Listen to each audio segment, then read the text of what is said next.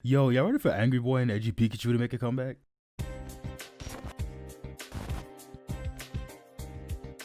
So, about a year ago in Kingdom Hearts Union Cross, we got introduced to two very new interesting characters. We've already known of their nobody forms for a while, but at that point we got introduced to the non-darkness injected versions of Marluxia and Larxene, named Lauriam and Elrena. Arena? We pretty much already knew about Lauriam because of the update we got recently in Kingdom Hearts Union Cross, where Lauriam started swinging on anyone and everyone in sight. Like, it was not a good time for anyone involved, my guys.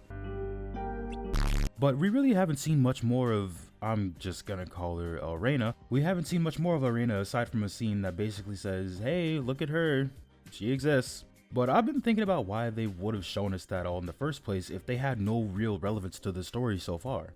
But if you think about it, it probably does. What's going on, guys? My name is Wuswain1, and today we are talking about what we could see from Elrena and Lauriam going forward in the Kingdom Hearts series. And if you want to see more Kingdom Hearts theories, make sure you subscribe and turn notifications on. And if you want to talk and discuss with other Kingdom Hearts fans, make sure you join the Guardians of Twilight Discord server. Link will be down below in the description.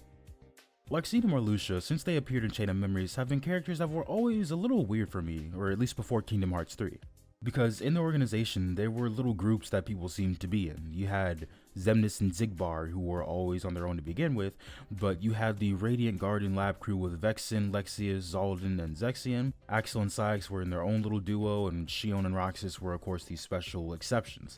But then there was a group of four that seemed a little odd, and of course that was Larxene, Marluxia, Luxord, and Demyx. As we sorta got to know them more throughout the course of the series and learn more about them, it was a little weird because they seemed to be the odd ones out in the organization. Part of me even wondered, like, why were they even really there? They were kind of useless. Everyone had some sort of significance except for them. And then of course in Kingdom Hearts 3 we found out that the four of them had some ancient Keyblade legacy, which I'm sure meant that they were there in some form in the days of Union Cross. But what I'm wondering about is if we'll ever see them come up in a future Kingdom Hearts game. Because in Kingdom Hearts 3, we saw that while they were nobodies, some members of the organization weren't complete puppets of Xehanorts. Like, we saw Vexen turn on the organization to atone for his sins with Ansem the Wise with Demyx's help. Also, I'm fully convinced he's the Master of Masters. Sykes and Axel's plan came to light as they were only using the organization to look for Subject X. And of course, Luxu, who I'll probably explain in a later video. It seems like everyone who was in the old organization who sort of rejoined to form the true organization 13 did so with their own motives in mind the second time around, or at least as far as we know.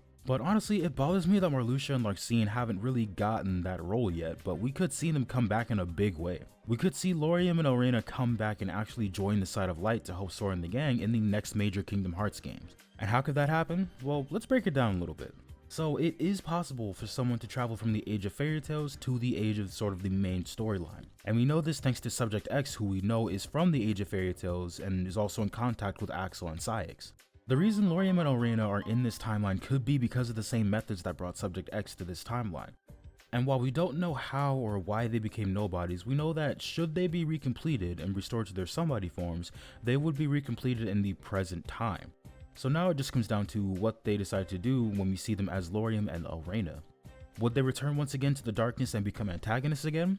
Or will they start doubling down on their ancient Keyblade legacy and coming back to fight the next main antagonist of the series? We know in the character files that released earlier this year that Marluxia will likely go back to the side of light because his file says that he drowned himself in ever-blooming darkness devoured by light and oblivion.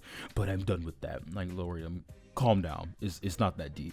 It makes me think that in the next Kingdom Hearts game, sort of post Melody of Memory, we could see the return of Lauriam. Arena is going to be a more interesting case because as I was reading through her character files, she talks a lot about how she hates being human and how it's easier to not like anything because you don't have to worry about losing it. Now that kind of interests me because I want to know how someone who was once a dandelion could come to feel that way. And that's kind of why I hope we get to see more of her backstory, or at least a little bit. Honestly, I kind of feel like she'll end up doing whatever Lauriam does because they kind of seem to be the two that always come in a pair, like the Kingdom Hearts version of Jesse and James. Another thing that makes me think we'll see them again is because of what Xemnas said in Kingdom Hearts 3 about their ancient Keyblade legacy.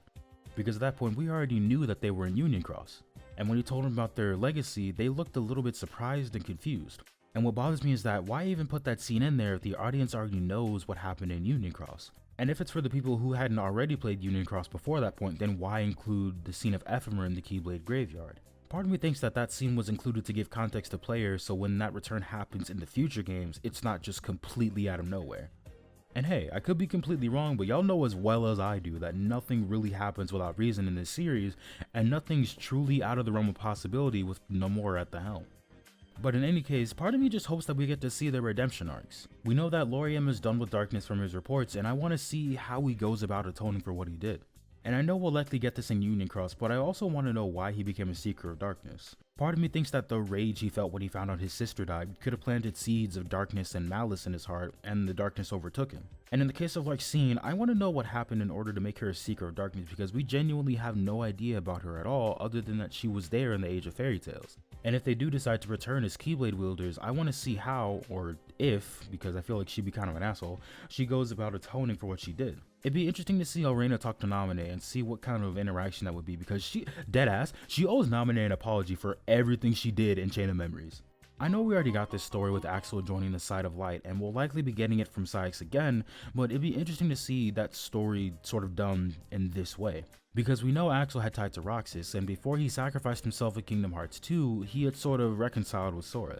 And with Saïx now being on the Side of Light, or at least being a somebody, we're likely going to see him go through that process, but it's going to be different because Axel is there to sort of ease the transition. But with Elrena and Lauriam, it'd be an extremely different take on that process. Because unlike Saïx and Axel, Larxene and Marluxia were purely enemies of Sora and the gang with not much room for interpretation.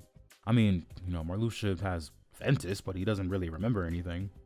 And honestly, after that last update, I don't really know if they're exactly going to be all buddy-buddy if they both remember this. But if we get to see Lauriam and Elrena again in other games, I'd like to see how that transition happens and how they go from one extreme side of the spectrum to the other in terms of being enemies to allies.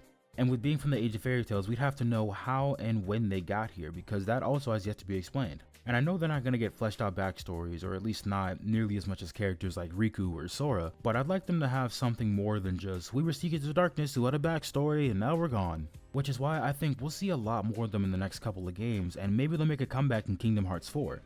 Part of me just thinks that they wouldn't have brought up the ancient Keyblade legacies of those two if they didn't plan on developing them a bit more in sort of mainline Kingdom Hearts games. If everything plays out, we may see them as party members in a couple of fights in the series, or we may have to fight them as Keyblade wielders, which would also be fun.